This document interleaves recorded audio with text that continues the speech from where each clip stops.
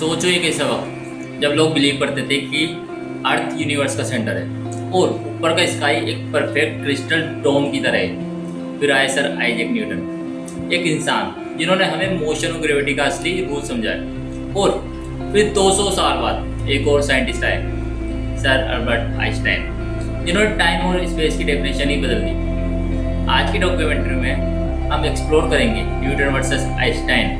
एक तरफ एक ट्रेडिशनल और लॉजिकल वर्ल्ड और दूसरी तरफ एक रेवोल्यूशनरी और माइंड बेंडिंग थ्योरी। ये सिर्फ साइंस नहीं है, ये एक कहानी है, क्यूरियोसिटी, स्ट्रगल और क्लैश ऑफ आइडियाज। 1643 में इंग्लैंड के एक छोटे से गांव में एक बच्चे का जन्म हुआ। उनका नाम आइजैक न्यूटन था। उनकी शुरुआती लाइफ बिल्कुल आसान नहीं रही। शुरुआती फादर की डेथ, मदर से दूरी, लेकिन एक चीज़ उनकी लाइफ में बहुत ज़्यादा कॉन्स्टेंट है, उनकी क्यूरियोसिटी। ब्लैक के टाइम जब सारे स्कूल बंद हो गए तो न्यूटन घर आकर खुद ही पढ़ने लगे।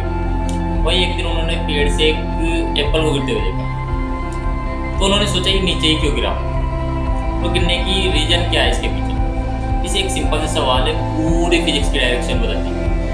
न्यूटन ने इसे देखकर 3 लॉज ऑफ मोशन दिए। पहला इनर्शिया का, अगर कोई ऑब्जेक्ट रेस्ट में है तो रेस्ट में रहेगा जब तक कि उस पर कोई बाहरी फोर्स या एक्सटर्नल फोर्स अप्लाइड न किया जाए। Second, force equal to mass into acceleration. Third जो उनका था एक्शन रिएक्शन का, कि हर ऑब्जेक्ट एक दूसरे पर बराबर इक्वल और अपोजिट फोर्स अप्लाइड करते हैं। तीसरा एक्शन और रिएक्शन का, एक्शन और रिएक्शन इक्वल अपोजिट होते हैं। रॉकेट लॉन्च इसका बेस्ट एग्जांपल है। और फिर न्यूटन ने सबसे बड़ी डिस्कवरी की, universal law of gravitation. Her object एक दूसरे को अट्रैक्ट करता है। प्लैनेट्स, मून, स्टार सब एक इनविजिबल पूल के अंदर है। इस थ्योरी ने सब कुछ चेंज कर दिया। न्यूटन का वर्ल्ड एक ग्लोबलाइज मशीन था। हर चीज़ प्रेडिक्टेबल, स्टेबल और मैथमेटिकल एक्सप्लेनेबल थी। उस वक्त लगा अब फिजिक्स पूरी तरीके से कंप्लीट हो गई, लेकिन साइंस कभी भी फाइनल आंसर नहीं होता है। 19वीं सेंचुरी तक कुछ क्रैक्स दिखने लगे थे। पहला, मर्क्यूरी ऑर्बिट का न्यूटन के लॉ के हिसाब से प्लैनेट की मोशन परफेक्टली प्रेडिक्टेबल थी, लेकिन मर्क्यूरी थोड़ा ऑफ था। उसका ऑर्बिट न्यूटन के लॉ से मैच नहीं करता था। दूसरा, लाइट का नेचर। न्यूटन लाइट को पार्टिकल मानते थे, लेकिन एक्सपेरिमेंट्स में वेव बिहेवियर भी दिखा। मतलब उनकी सोच पूरी तरीके से कंप्लीट नहीं थी, इनकम्प्लीट थी। और तीसरा और सबसे बड़ा, न्यूटन ने बोला था टाइम और स्पेस एब्सोल्यूट है, मतलब एक सेकंड सबके लिए एक जैसा है। लेकिन एक्सपेरिमेंट सजेस्ट कर रहे थे कि शायद ये सच नहीं है। ये कुछ सवाल थे जो नए साइंटिस्ट के लिए स्टेज बना रहे थे। 1879 में जर्मनी में एक बेबी बोर्न होता है। उनका नाम अल्बर्ट आइंस्टाइन था। शुरुआती लाइफ में टीचर्स, जो स्कूली लाइफ थी उनकी, उन्हें बहुत जीरो स्टूडेंट मानते थे। लेकिन आइंस्टाइन के पास एक चीज़ थी, इमेजिनेशन। एक दिन उन्होंने सोचा, अगर मैं एक बीम ऑफ लाइट को लेकर साथ उसके दौड़ूं तो क्या होगा।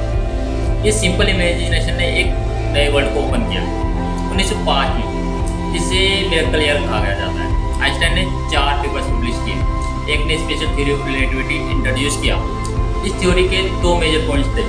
फर्स्ट, स्पीड ऑफ लाइट हमेशा कांस्टेंट है, चाहे आप खड़े हों चाहे एक फास्ट ट्रेन पे हो, लाइट 3 लाख किलोमीटर पर सेकेंड ही रहेगी। सेकेंड, स्पेस और टाइम अलग अलग नहीं हुई बल्कि कनेक्टेड है, इसलिए उन्होंने नाम दिया स्पेस टाइम। और यहाँ से शॉकिंग कॉन्सिक्वेंस निकले।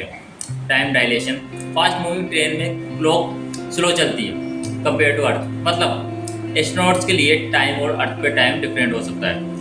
लेंथ, कंस्ट्रक्शन, हाई स्पीड पे चीज़ें छोटी दिखने लगती हैं। और सबसे पावरफुल डिस्कवरी, E=mc²। एनर्जी और मास एक ही चीज़ है, बस अलग फॉर्म्स।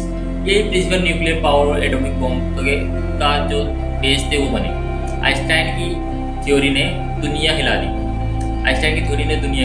GPS सैटेलाइट से लेकर न्यूक्लियर प्लांट्स तक हर जगह रिलेटिविटी का प्रूफ दिखने लगा था। स्पेशल रिलेटिविटी ने टाइम और स्पेस को रिडिफाइन किया, लेकिन ग्रेविटी अब भी अनसोल्व थी। न्यूटन बोलते थे ग्रेविटी एक इनविजिबल फोर्स है।